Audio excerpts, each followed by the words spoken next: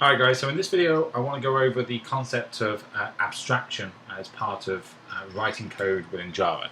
So understanding how to use the keyword abstract, when to use it, and basically why you're using it as well. So what I wanted to do first was give over a quick understanding on why you would use it. So I have here three objects that I could essentially create. So a cat, dog, and monkey. So obviously with different expressions. But what I want to try and highlight is that different objects obviously differentiate themselves between the characteristics they inherit within the class. So within this example, you can see that all three do very much the same functionality. So they're basically a subset of an animal that would essentially eat, sleep, and walk, and some of them can climb as well. So with that in mind, all of which seem to be essentially a subset of the class animal. One thing to note is that the three items at the bottom, these subclasses, let's call them, you can essentially create instances of those particular objects. So you can have a cat and a dog and a monkey. You can't have, physically, you can't have an animal. It has to be a form of type of animal. And that's basically where we're skewing when it comes to abstraction, is the fact that it's an idea around interpreting something that is real. So it could be essentially something that's conceptual or theoretical. But one thing to note is that if you create a class and you create an instance of it, it's essentially a physical element, whereas an abstract class is essentially a thought or an idea that you don't actually create an instance of. And the reason why you create an abstract class, or the reason why you would create a superclass, for instance, so animal related to dog, cat, and monkey, is that you can essentially transfer the commonalities of the methods or the functions, as you would like to call them, to the associated objects. So every animal can eat, sleep, and walk, let's say. When you've done that, you can then allow the subclasses to be a composition of the characteristics of the superclass. But as I mentioned before, certain classes you would want to create instances of. For an animal, for instance, we don't want to create a new animal. We would always want to create a new cat, a new dog, and a new monkey. So to get around that, we make that particular class abstract. So what we have here is a superclass, being animal, that when you create instances of that particular animal, you can then inherit those particular methods and functions. But we never want to create an instance of that particular class. Okay, so just to follow up on what we just mentioned, I have created here three of the classes that we have, so monkey, cat, and dog, all having their individual methods that reside within them. And what I've also done is create an animal class, making it abstract. And obviously the reason why it's abstract is because we don't actually create an instance, we don't instantiate animal, because it isn't actually an object itself. It's more of a collective, an enforcement of the methods that can be used by its subclasses. So what we just mentioned, looking at the commonality of particular methods within each of the classes, we can extract them out and place them into the abstract class. So most of which, I'm missing a body there, so I can pull all the actual methods, place them into animal, and obviously the animal is abstract. If I go back, and what I can do is extend animal.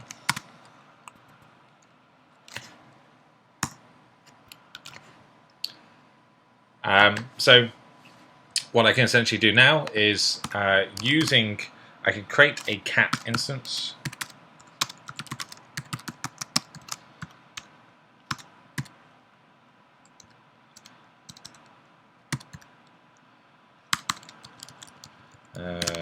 Like that. Oh, you know what? I need to put it into the main methods. What I've also done here is put a main method here as well. So if I create a new cat, and then I also have the functionality of the methods that I've inherited through the extended superclass. So I can obviously eat as being from the class cat instance, but obviously there's no class there. So that's a good thing. Another thing that we can obviously do is enforce a particular method to make sure that they incorporate within the subclasses. So I can do here public abstract method. One thing to know about a method is that if it's abstract, it doesn't contain a body. So that's the first thing. And if you have a particular abstract method within your class, the class itself has to be abstract as well. Otherwise, it will just throw a compiling error. So that all compiles within the animal class. If you have a look in the cat class, because we're extending an abstract class, we have to ensure that we enforce any particular methods that are abstract. So you can see here. Oh, you know what, I'll just grab it instead.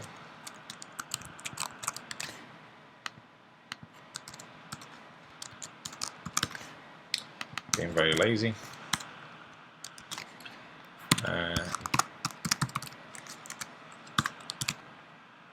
Okay, so when we have a method that's abstract in the superclass, it has to be enforced in its respective subclasses.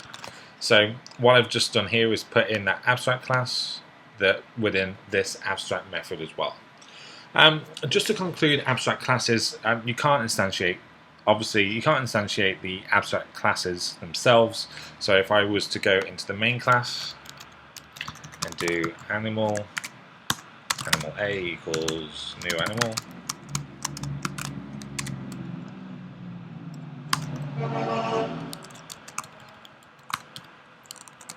Let's get rid of all this. It will throw a compiling error because you can't instantiate that particular class. So that's one thing to note there. Another thing to note is that you can also have reference variables within your abstract class as well. So let's say here, let's int x equals 7.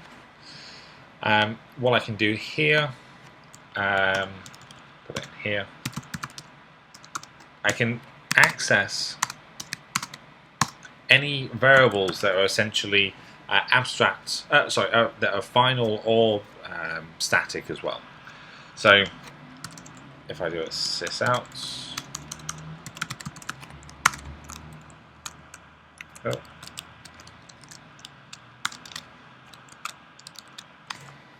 that compiles itself. So I can access any of the reference variables within an abstract class. Another thing to note is that abstract classes don't actually have to have abstract methods. So let's put in the body there. So given the fact that this is abstract, you don't actually have to have the anything that is abstract related within that class itself. One of the reasons why you do this is that you can still allow that non-contractual agreement between the subclasses. So the cat doesn't have to enforce sleep. Obviously, when you have an abstract class associated to that method, it has to be there. But the focal reason of having the abstract class and no abstract methods is that you can collectively use the common method to its subclasses, but ensuring that this isn't instantiated. Another thing to note as well, you can have static.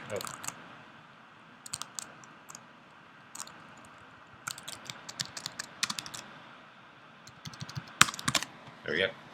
You can have static variables and methods as well in your abstract class. So that kind of very much concludes an abstract class. If you have a look at abstract methods, for instance, they must be located, as I mentioned, within that particular class. So if this is, get rid of the body. Given the fact that this particular method is abstract, it has to be within an abstract class, as I mentioned. When you have an abstract class, abstract method as well, it can't contain a body.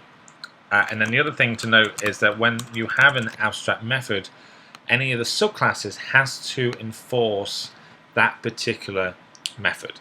And what it does is essentially override any of the abstract methods because it doesn't contain any body at all. So it just uses this particular method in the subclass to then enforce whatever you need to do within that particular method. And that pretty much sums it up. So I hope this helps. I'll put a link at the bottom as well to have some demo quiz examples as well. But I hope this helps, and thanks for watching. Okay guys, bye.